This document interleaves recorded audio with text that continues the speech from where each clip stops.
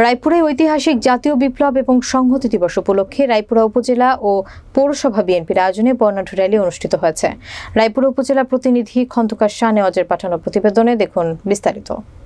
বিএনপির কেন্দ্রীয় কমিটির বিজ্ঞান ও প্রযুক্তি বিষয়ক সহ সম্পাদক ইঞ্জিনিয়ার আশরাফ উদ্দিন বকুলের নেতৃত্বে শনিবার সকাল রায়পুরা বালিকা উচ্চ বিদ্যালয় মাঠ থেকে শুরু হয়ে উপজেলা সদরের প্রধান প্রধান সড়ক সহ বিভিন্ন গলি প্রদক্ষিণ করে উপজেলা অডিটোরিয়াম মাঠে এসে সংক্ষিপ্ত সমাবেশের মাধ্যমে শেষ হয়।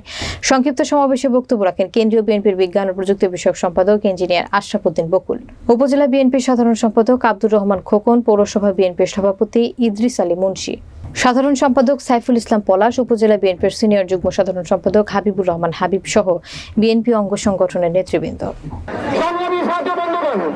আপনারা আজকে অত্যন্ত সুন্দরভাবে এবং নিয়ম শৃঙ্খলার ভিতর দিয়ে আপনারা যেভাবে সুন্দর একটা পরিবেশ সৃষ্টি করেছেন, যেভাবে আজকে দেখিয়ে দিয়েছেন যে বাংলাদেশ থেকে 17 বছর অত্যাচার নির্যাতন করার পরেও এই ফ্যাসিস্ট হাসিনার নির্যাতন সহ্য করে বিএনপি কোনোদিন দমে যায়নি।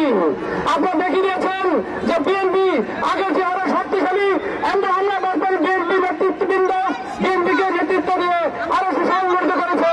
আপনারা যেভাবে আজকে আমাদেরকে সহায়তা করেছেন সেই সহযোগিতার হাত আপনাদের প্রসারিত হবে এই আশা রাখি।